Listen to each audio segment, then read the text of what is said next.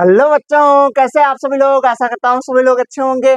आप सभी को सबसे पहले अपने YouTube channel 1V online classes में सभी का स्वागत है बच्चों। देखिए, क्लास 12 के एनसीईआरटी बेस्ड फिजिक्स का आज जो टॉपिक लेकर आए हैं बच्चों, बहुत ही महत्वपूर्ण टॉपिक है बच्चों, बहुत इंपॉर्टेंट है। थ्योरी है लेकिन समझना अच्छे से है बच्चों।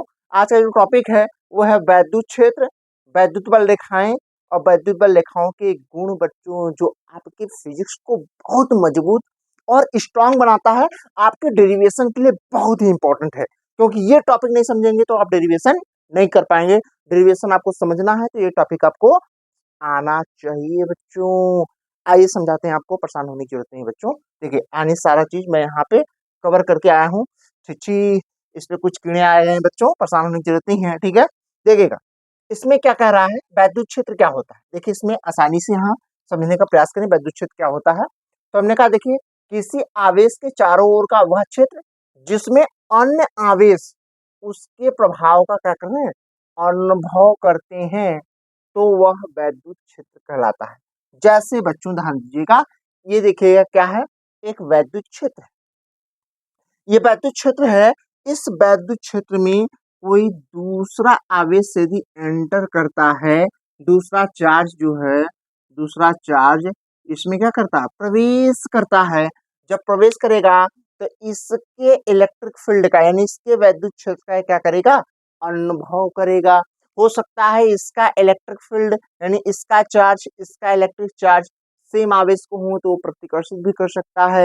यदि विपरीत आवेश को होंगे तो क्या करेगा, आकर्षित भी कर लेगा। बच्चों समझ में आया। तो वही चीज होता है कि कहा है परिभाषा अनुसार, किसी आवेश के चारों ओर का वह क्षेत्र जिसमें अन्य आवेश उसके प्रभाव का, वैद्युत प्रभाव का अनुभव करते हैं। यानी तो देखिएगा, ये दूसरा कोई आवेश इसके क्षेत्र के अंदर जाएगा तो इसके आवेश का अनुभव कर सकता है। यानी प्लस होगा तो ये भी प्लस होगा तो प्रतिकर्षित भी हो सकता है, ये प्लस ये माइनस होगा तो इसको आकर्षित भी कर सकता है। तो इसके प्रभाव का अनुभव करता है तो क्या कहलाता है, वैद्युत क्षेत्र कहलाता है। बच्चों समझ में आ गया। ये वैद्युत क्षेत्र है, इसमें कोई दूसरा आवेश जाएगा तो ये आकर्षित भी हो सकता है, प्रतिकर्षित भी हो सकता है। वही उसका अनुभव ही क्या कहलाता है, वैद्युत क्षेत्र कहलाता है। आइए आगे है, वैद्युत बल रेखाएं क्या है, इलेक्ट्रिक लाइन्स ऑफ फोर्स। हमें इलेक्ट्रिक फील्ड समझे, इलेक्ट्रिक लाइन ऑफ फोर्स क्या होता है। वैद्युत बल रेखाएं वैद्युत क्षेत्र में खींची गई वे निष्कोण वक्र रेखाएं हैं। निष्कोण वक्र यानी बिना कोण वाली रेखाएं हैं, वक्र हैं। ये निष्कोण वक्र, वक्र बना रही है, मतलब इस तरीके से, इस तरीके से वक्र बनाती है, ठीक है बच्चों। तो ये वक्र बनाती है, तो ध्यान दीजिएगा, थोड़ा समझने का प्रयास करेंगे, ठीक है। निष्कोण वक्र रेखाएं हैं जिन पर वैद्युत क्षेत्र में स्थित स्वतंत्र, याद रखिएगा, वैद्युत क्षेत्र में स्थित स्वतंत्र पृथक्कृत आइसोलेटेड, आइसोलेटेड, ठीक, धन परीक्षण आवेश। आइसोलेटेड धन परीक्षण आवेश, याद रखिएगा। धन परीक्षण आवेश मतलब क्यू नॉट क्या करता हो, गति करता हो। फिर समझिए, वैद्युत बल रेखाएं वैद्युत क्षेत्र में खींची गई वह स्पर्श रेखाएं हैं, यानी वो खींची गई वे निष्कोण वक्र हैं, यानी खींची गई वे निष्कोण वक्र रेखाएं, निष्कोण वक्र रेखाएं हैं जिन पर वैद्युत क्षेत्र में स्थित स्वतंत्र एवं पृथक्कृत, देखिए स्वतंत्र है, पृथक्कृत मतलब अलग अलग, धन परीक्षण आवेश क्या करता है, गति करता है। यानी धन परीक्षण आवेश धन आवेश से ऋण आवेश की ओर क्या करेगा, इसमें जो धन परीक्षण आवेश क्यू नॉट है, ये क्या करता है, ये अलग अलग क्या करेगा, ये इस पे मोशन करता है, नहीं गति करता है। यह कहलाती है वैद्युत बल रेखा। ठीक है, समझ में आ गया बच्चों। परिभाषा है, थोड़ा याद कर लेंगे आप। अब आते हैं अगला पॉइंट। देखिए, मोस्ट इंपॉर्टेंट पॉइंट है बच्चों, ये पॉइंट आपको मिस नहीं करनी है। ये आपका है वैद्युत बल रेखाओं के गुण, properties of electric line of force, electric line of force. वैद्युत बल रेखाओं का गुण, पहला गुण क्या है, वैद्युत बल रेखाएं यानी इलेक्ट्रिक लाइन्स ऑफ फोर्स जो है, धन आवेश से चलकर कहाँ, धन आवेश से चलकर ऋण आवेश पर समाप्त हो जाती हैं। देखो बाबू, ये धन आवेश से चलती हैं, ये पृथक्कृत हैं और स्वतंत्र हैं, है ना। ये धन परीक्षण आवेश हैं, यहाँ से यहाँ पे गति कर रही हैं, तो ये धन आवेश से ऋण आवेश पर क्या होती हैं, समाप्त हो जाती हैं। ये बंद, देखो चुंबकीय बल रेखाएं क्या होती हैं, बंद वक्र बनाती हैं। क्यों, क्यों, देखो धन आवेश से यानी वहाँ क्या कहते हैं, नॉर्थ ध्रुव से साउथ ध्रुव की ओर जाती हैं और साउथ ध्रुव से पुनः नॉर्थ ध्रुव की ओर आ जाती हैं, तो वो बंद्र वक्र बनाती हैं। ये देखिए धन आवेश से ऋण आवेश पर समाप्त हो जाती हैं, पर ऋण आवेश से धन आवेश की ओर नहीं आती, याद रखिएगा। इसलिए बंद्र वक्र नहीं बनाती, ये खुला वक्र बनाती हैं, ओपन क्या कर ओपन कर्व बनाती हैं। बच्चों सुन में आ गया। वैद्युत बल रेखाएं वैद्युत बल रेखाएं खुला वक्र बनाती हैं, बंद वक्र नहीं बनाती। तो यह समझ में आ गया कि वैद्युत बल रेखाएं धन आवेश से चलकर ऋण आवेश पर समाप्त हो जाती हैं, पहला पॉइंट। दूसरा, वैद्युत बल रेखाएं खुला वक्र बनाती हैं, यानी ये धन आवेश से चलकर ऋण आवेश पर समाप्त हो जाती हैं और ऋण आवेश से धन आवेश की ओर नहीं आती, याद रखिएगा। इसलिए बंद वक्र नहीं बनाती, इसलिए खुला वक्र बनाती हैं। समझ आ गया। चलिए तीसरा पॉइंट है, वैद्युत बल रेखा के किसी बिंदु पर खींची गई स्पर्श रेखा उस बिंदु पर वैद्युत क्षेत्र की दिशा को प्रदर्शित करता है। बच्चा देख लीजिए, मैं यहाँ कुछ खींच के आपको बताता हूँ। तीसरा पॉइंट का यहाँ देखिएगा, थोड़ा सा समझने का प्रयास करिएगा। जैसे आप देखेंगे इस प्रकार से, यहाँ समझिएगा, यहाँ से थोड़ा सा समझने का प्रयास करेंगे आप। इस तरीके से हमने कहा स्पर्श रेखा हमने खींचा, एक पॉइंट बाबू मैंने यहाँ पे लिया, एक पॉइंट यहाँ पे लिया, एक पॉइंट यहाँ पे लिया, इसको मैंने माना P, इसके माना इसको Q। देखिए इस पे जो स्पर्श रेखा आप खींचेंगे इस तरीके खींचेंगे, तो इस पे देखिए वैद्युत क्षेत्र का होगा EP होगा, और इस पे जो खींचेंगे वो आपका क्या होगा, यानी EQ होगा। तो यही होता है, ये वैद्युत बल रेखाएं हैं, ये देखिए धन आवेश से कहाँ जा रही हैं, ऋण आवेश की ओर जा रही हैं। यदि इस पे हम स्पर्श रेखा खींचेंगे तो ये स्पर्श रेखा जब खींचा जाता है तो ये किसको प्रदर्शित करेगा, वैद्युत क्षेत्र की दिशा को प्रदर्शित करेगा। किसको, वैद्युत क्षेत्र की दिशा को प्रदर्शित करेगा। बच्चों इतनी बात समझ में आ गई। हमें लगता है सारा पॉइंट आपको समझ में आ गया होगा, ये सारा पॉइंट, ये सारा पॉइंट, ये सारा पॉइंट आपको समझ में आ गया होगा। यदि बच्चों सारा पॉइंट ये समझ में आ गया होता है, इतना आप नोट करिए, इसका आगे मैं आपको कराता हूँ। ठीक है बच्चों, इतना नोट करिए।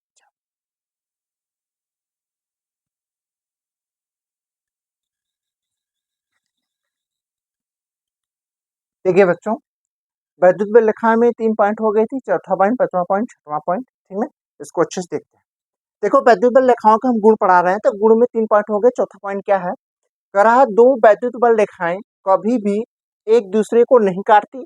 यदि ऐसा होगा मतलब यदि काटती हैं, यदि ऐसा होगा तो कटान बिंदु पर दो स्पर्श रेखाएं वैद्युत क्षेत्र की दो दिशाओं को क्या करती हैं, प्रदर्शित करती हैं, जो संभव नहीं है। जैसा यहाँ दिखाया गया बच्चों, देखिए ध्यान दीजिएगा, यहाँ दिखाया गया है दो स्पर्श रेखाएं, दो वैद्युत बल रेखाएं धनावेश, देखो दो वैद्युत रेखाएं धनावेश से कहाँ जा रही है, ऋणावेश की ओर, धनावेश से कहाँ जा रही है, ऋणावेश की ओर, एक दूसरे को पॉइंट P पर काटती हैं। तो P पॉइंट पर इस रेखा के सापेक्ष एक स्पर्श रेखा खींचा जा रहा है, एक इस रेखा के सापेक्ष खींचा जा रहा है, जिसका एक वैद्युत क्षेत्र क्या है, E है, ये क्या है, E2 है। तो देखो दोनों की दिशाएं क्या है, अलग अलग है, इसकी दिशाएं अलग है, इसकी दिशाएं अलग अलग है। यदि इस प्रकार से बच्चों देखा जाए, यदि दिशा के हिसाब से देखा जाए, तो ये नॉर्थ, ये साउथ, ईस्ट और वेस्ट से देखा जाए, तो ये रेखाएं लमसम वेस्ट में है, ये वाली E2 क्या है, E2 वेस्ट में है। लेकिन ये देखा जाए ये इस तरीके से है, E1 क्या है, ये नॉर्थ ईस्ट की ओर है, क्या है, नॉर्थ ईस्ट, यानी अलग अलग दिशा प्रदर्शित होंगी, जो संभव नहीं है ना। या समझिएगा, बल रेखाओं की एक ही दिशा होती है, दो अलग अलग दिशा संभव नहीं होती है। याद रखिए बच्चों, तो जब कभी भी ये दो स्पर्श रेखाएं एक दूसरे को किसी बिंदु पर काटती हैं, तो उस बिंदु पर ना दो स्पर्श रेखाएं खींची जाएंगी, जिसकी दिशाएं वैद्युत क्षेत्र की दो अलग अलग दिशाओं को प्रदर्शित करती हैं, जो संभव नहीं है बच्चों। याद रखिए, इतनी हमें लगता है सारी चीजें आपको स्पष्ट हो गई।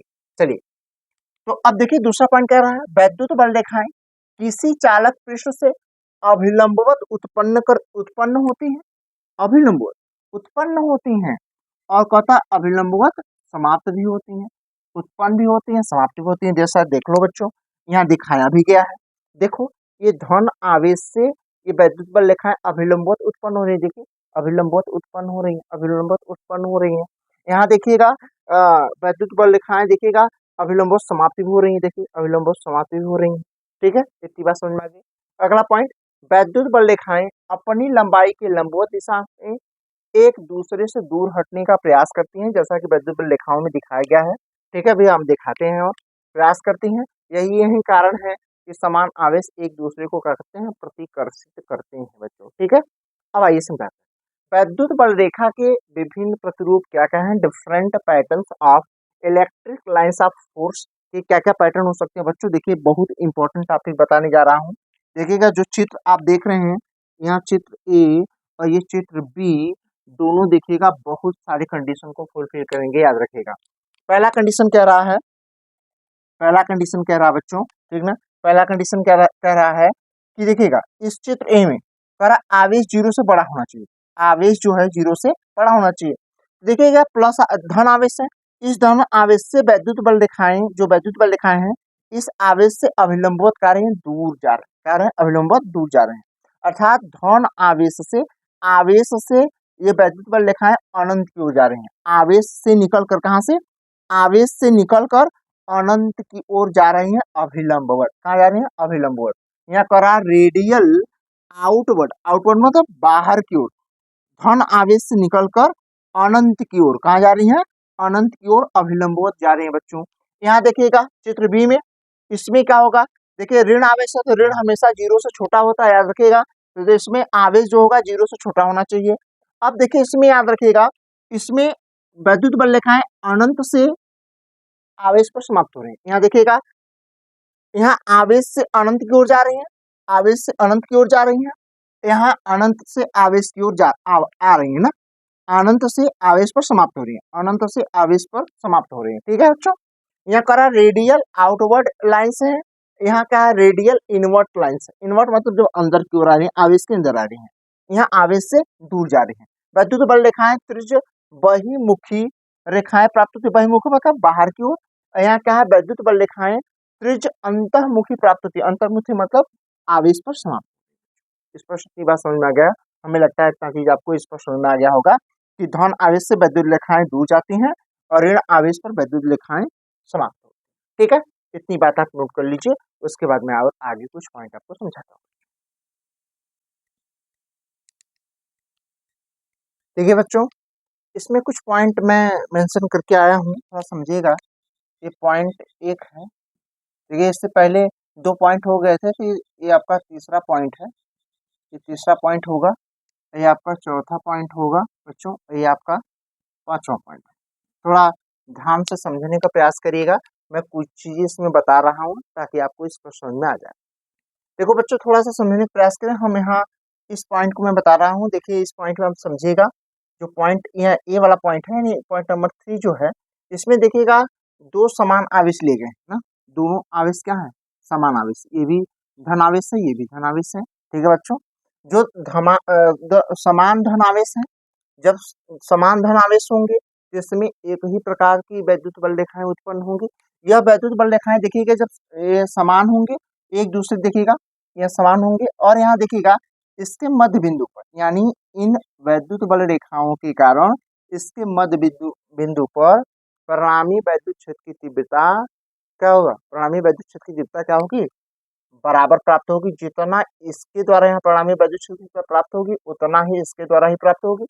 ठीक है बच्चों, और इनकी दिशाएं क्या होंगी, विपरीत होंगी। दिशाएं क्या होंगी, विपरीत होंगी। ठीक है, तो इस दोनों आवेशों के मध्य बिंदु पर, दोनों आवेशों के मध्य बिंदु एन पर वैद्युत क्षेत्र की तीव्रता क्या होगी बच्चों, शून्य होगी। रीजन, यह वैद्युत बल रेखाएं एक दूसरे को क्या करेंगे, प्रतिकर्षित कर देंगे, प्रतिकर्षित कर देंगे। तो इसके एन पॉइंट पर वैद्युत क्षेत्र का जो प्रभाव होगा वो क्या होगा, शून्य होगा। प्रभाव क्या होगा, शून्य होगा। इसलिए समान आवेश के कारण इसके मध्य पॉइंट पर वैद्युत क्षेत्र शून्य होगा, इसलिए इसको हम क्या बोलते हैं, उदासीन बिंदु, या इसको न्यूट्रल पॉइंट कहते हैं। समझ में आ गया, समझिए ना, इस समान आवेश है, इसके कारण वैद्युत क्षेत्र की तीव्रता जो उत्पन्न होगी, इसका परिणामी वैद्युत क्षेत्र की तीव्रता क्या बराबर तथा विपरीत होंगे ना, जिसके कारण इसके मध्य बिंदु पर वैद्युत क्षेत्र का प्रभाव क्या होगा, शून्य होगा। क्या होगा, प्रभाव शून्य होगा। इस जिसके इसी एंड पॉइंट पर क्या होगा, जहां प्रभाव शून्य होगा उसी को हम उदासीन बिंदु या न्यूट्रल पॉइंट कहते हैं। यहाँ आइए, देखिए इसमें दो आवेश लिया गया है, एक आवेश धन आवेश है, एक ऋण आवेश है, धन आवेश है। ठीक है। तो इसमें विद्युत बल रेखाएं देखेंगे धन आवेश से ऋण आवेश की ओर चलती हैं।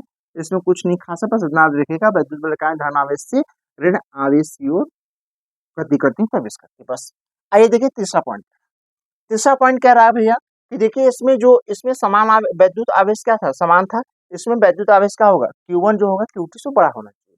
जब Q1 Q2 को बड़ा बड़ा होगा तो देखिएगा जो ये न्यूट्रल पॉइंट होगा, ये न्यूट्रल पॉइंट देखिएगा ये Q2 आवेश के पास होगा, यानी Q2 आवेश की क्या होगा, निकट प्राप्त होगा। इतनी याद रखिएगा। यहाँ क्या होगा, हमने कहा जो न्यूट्रल पॉइंट होगा, ये न्यूट्रल पॉइंट Q2 आवेश के निकट उत्पन्न होगा या उसके पास जाकर पास होगा, याद रखिएगा। ठीक, उस कंडीशन में क्या होगा, याद रखिएगा, उस कंडीशन में हमने कहा देखिएगा इस न्यूट्रल पॉइंट से ये वाली दूरी क्या होगा, R1 होगा, इससे इसकी दूरी क्या होगा, R2 होगा। तो उसके संबंध में फार्मूला प्राप्त होगा Q1 अपान R1 का स्क्वायर बराबर Q2 अपान R2 का स्क्वायर होगा। इस पे जनरली कभी कभी न्यूमेरिकल आ जाते हैं कभी कभी, ठीक है। पर इतना याद रखिएगा, इसमें 3 पॉइंट आपको याद रखना। पहला, जब दोनों आवेश समान होगा तो इसके दोनों आवेशों के मध्य बिंदु पर परिणामी वैद्युत क्षेत्र की तीव्रता बराबर था विपरीत प्राप्त होगी, और इसके मिड पॉइंट पर वैद्युत प्रभाव क्या होगा, शून्य होगा, जिसको हम न्यूट्रल पॉइंट या उदासीन बिंदु कहते हैं बच्चों।